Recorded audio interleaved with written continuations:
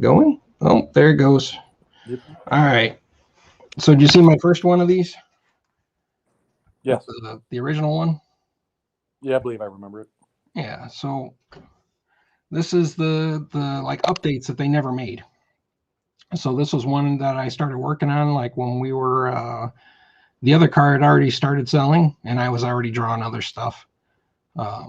So one of the things I did, which I can even jump back to this real quick. Oh, why did it do that?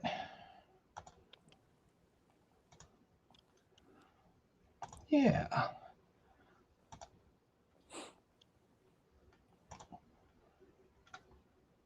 All right, go back to the scene so I can see. So basically the one on the right was like the second version. The one on the left was the original. And so for starters, you know, we weren't using round cells anymore. So we stripped that out of the chassis, but also with foam tires, we were trying to get CG still low. So I like cut out the area under the motor. I had run some analysis stuff for chassis flex. So I added that pocket to match what I had over here going on so that the car would still be balanced and flex. I always forget about this is you can't see my cursor. If I go back into CAD, can you see my cursor on this side or no? The screen's too small for me to see. Ah, dang it. Okay. I need to figure out how to like have some sort of like laser pointer thing in here or something. Well, let me see if I blow up my screen a little bit. Or try to wiggle it around. Gotcha. So yeah, I basically was just trying to keep the flex equal. I added the ear there around the motor and then had the motor mounted lower in the car. And then I'm just going to close this one now. So this one will be bigger. So that was the main thing right away, was trying to lower the motor, getting rid of all the battery slots. And then we did some aluminum upper arm mounts. We also did lightweight suspension arms, which they wound up making. I drew this crazy, super light and tiny rear differential, which I was shocked when I saw that they had actually made prototypes of this thing because it was just a concept. Or they actually, I take that back, they made production. I don't think they made prototypes of it. So I was really surprised that they did that because it was actually like crazy small with only a 2-gear setup, but the two spider gears inside of it were a lot bigger. I had already drawn this diff a lot narrower, so if we wanted to make another version, we could move the bulkheads in a lot tighter. So I was trying to like plan ahead for some stuff like that. Was this before the gear diffs were popular? Or? I think only, who was the company that made the first one? I forget who it was. Somebody made them and the Tamiya guys were using them, and we didn't have one, and some of the cars were different spacing in that.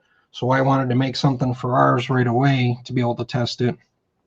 And so I drew this one up. The other one that was made was really, I don't know if it was like a, I don't know why I keep wanting to say Spec R or something like that. I don't remember what the name of it was. Dang, I can't remember. It was a giant white one, and I just remember it being pretty heavy. So this is that was something that I had made to try and work with all that.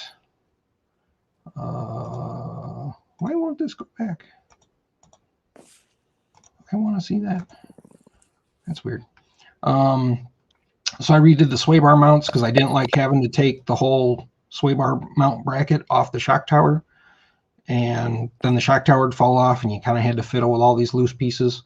So this way you at least had one screw holding the shock tower on, a little bit different shock tower mount. I did draw up dog bones, which I always wanted to try in a touring car and no one's ever made. The other interesting thing I did was we had some discussions about whether or not the spur gear or shaft height changed traction or anything. So I made this where it had like this insert that was kind of held in, and then this would hold your center shaft. So one of the problems we had with the original car is you just had a screw that would go right into the center shaft. So it was really hard to like grab onto and tighten and get it in the car to where that wasn't moving or coming loose. And plus to not have to like take all the motor plates and everything apart to get the spur gear out or do a belt change or anything like that. So with this, I could just pull out one side, pull out this eccentric, and then slide the pulley shaft out, and then you could just pull the whole spur gear and center pulley set right out the top of the car. So that was one of the other changes that I wanted to make that I don't think ever went into anything. But these, I had a couple different ones of these drawn, so you could change the height of the center pulley, either for spur gear changes or whatever. What else did I change? That was mainly it. Sway bar up in the front was the same thing. So it's just a minor revision, you know, to as we were going to lipo from round cells, you know, just fixing a couple little issues. Nothing too crazy. The suspension arms, the original plastic that we wanted them made in, they ended up doing something a little bit different, and they were really heavy. So when we did the originals, this whole cavity in here was all filled in, both in the front and rear, and they were pretty heavy. So they ended up taking out a bunch of material here, and then they actually went and got different suspension arms made that were even lighter yet. So out of some different plastic, I believe from Japan. So it really lightened everything up a ton, and they were a noticeable difference on the track. So, oh yeah, and with the sway bar changes, we had to change the shock towers. But like I said, I don't think they ever made any of this stuff. So that's pretty much it for that. So I'm going to get this one added into GrabCAD and updated. And I've been slacking with all my digging and finding of CAD and everything here. Like, so I've been unpacking some of the boxes. You've seen my mess in the basement here. So I've been unpacking some boxes, and I found a huge thing of CDs. So back when I first started drawing touring car stuff for Kyosho, I blew up my hard drive after I drew the first car. So I lost everything. And I had to like thrash to restart. So I had a CD stack. After that, I was like, every couple of weeks, I was burning a new CD just as backups because I was so paranoid. Well, when I got this computer, I didn't transfer everything over. So when digging through these boxes, I had this stack of CDs. What are all these? So I started going through them. And I have a ton of stuff that I thought was gone. Even like stuff like the old street weapon that I drew, the parts I drew for my Yokomo touring car, the original 12 scale stuff for CFX, like all of it that I drew in like AutoCAD, like long before any of this 3D stuff.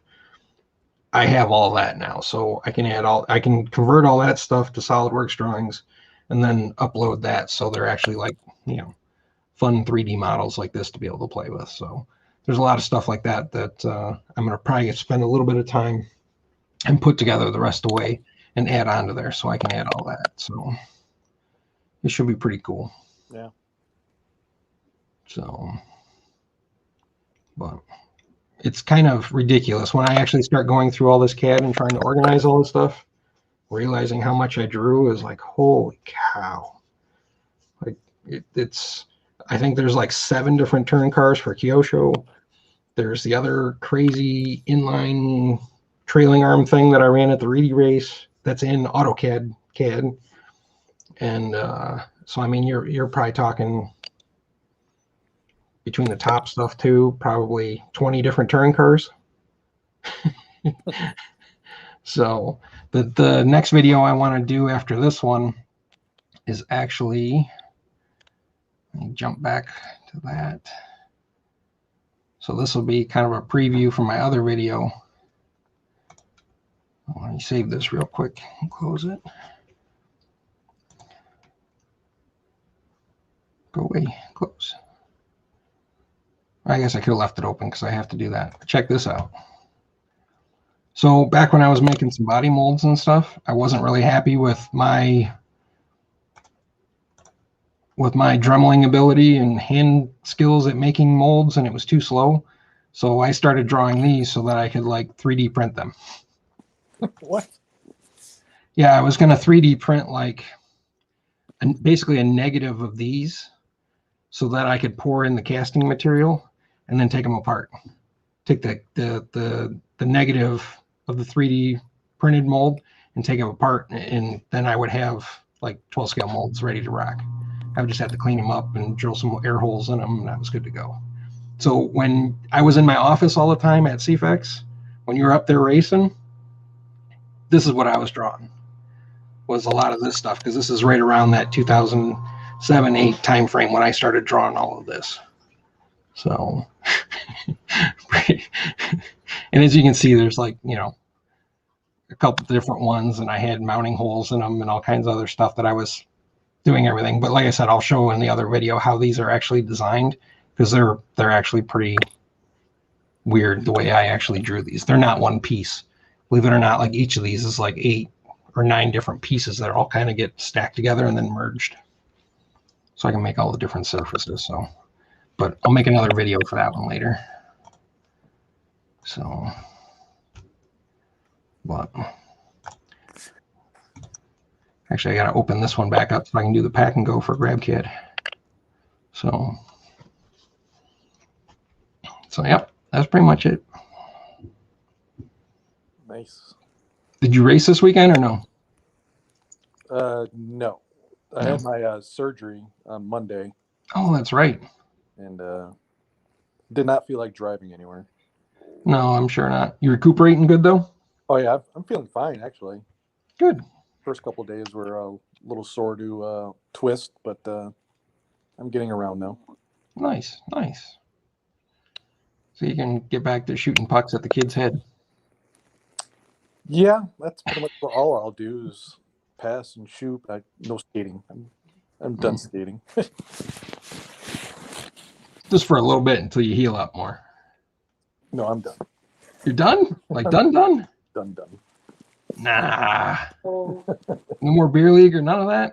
No, I'll drink the beer, but man. All right, well, you gotta at least come out and skate on the backyard rink when we do that again this year. Oh yeah, most definitely do that.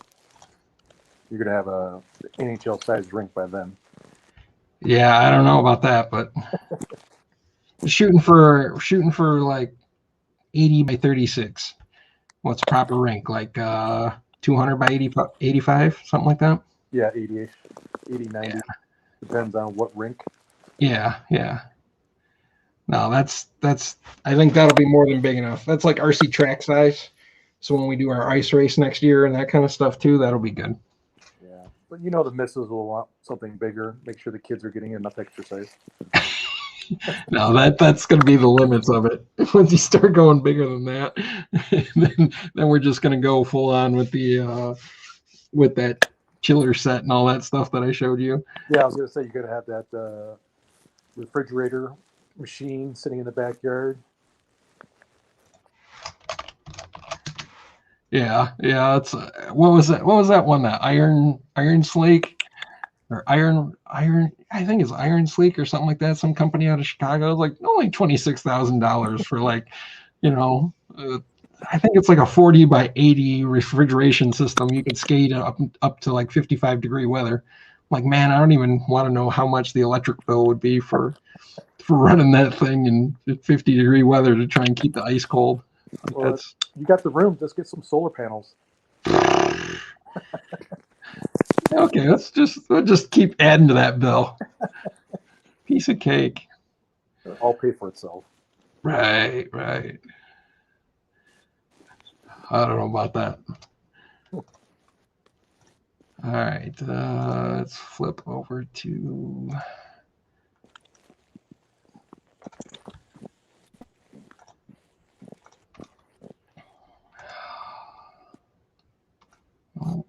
what's that one?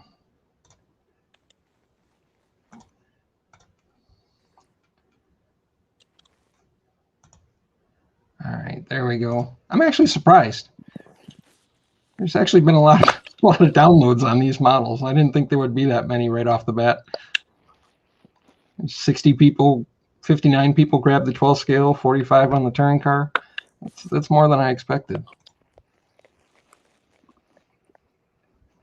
It's kind of good though.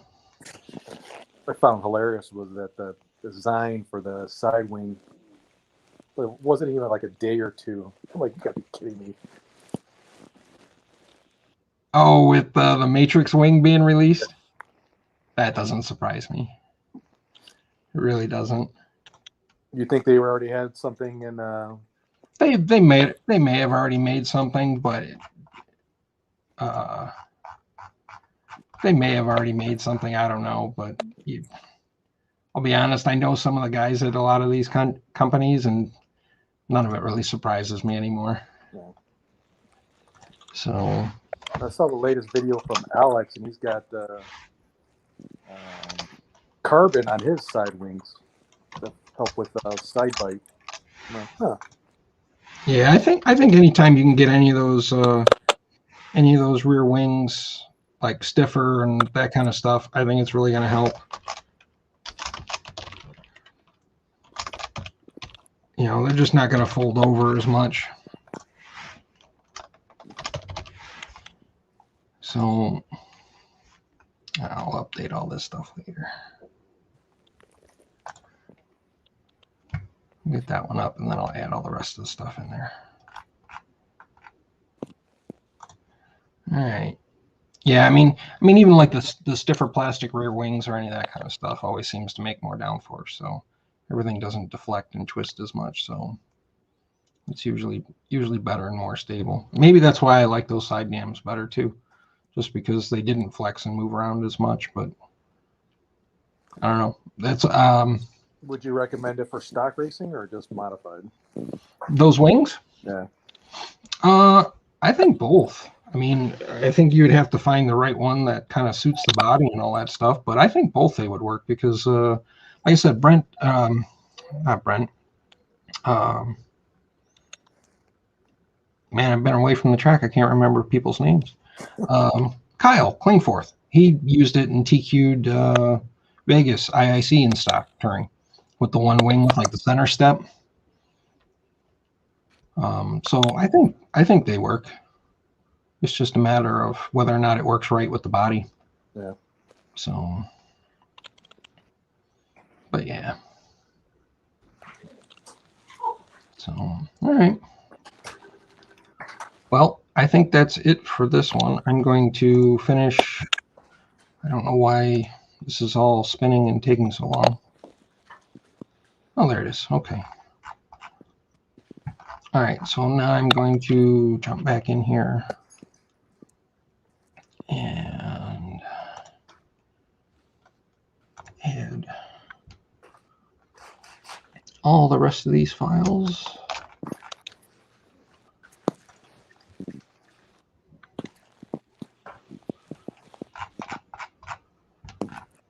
And I'll probably stop this one and restart another one and go through all the body stuff if you want to come back on for that, or you can sit and chill and I can ramble on through that next one.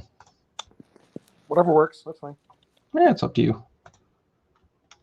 I just figured I'd use the opportunity while the kids are at hockey practice, getting ready for nationals, and I can pop out a few of these, and then tomorrow I can print out or pop out some of the racing videos that I've been slacking on getting up. Like I said, I got the 91 Off-Road Worlds, that oval race at Bridgeport, and some of that stuff. So that should all be pretty fun for some of the guys to check out and get some laughs at. It's pretty funny. So all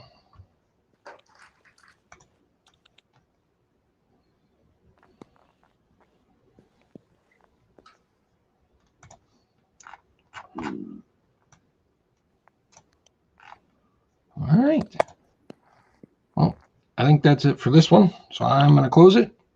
All right. And if you want to join me for the next one, well, you can do that. If not, have a good evening, and I'll catch you later. All right, I'll talk to you. All right, later.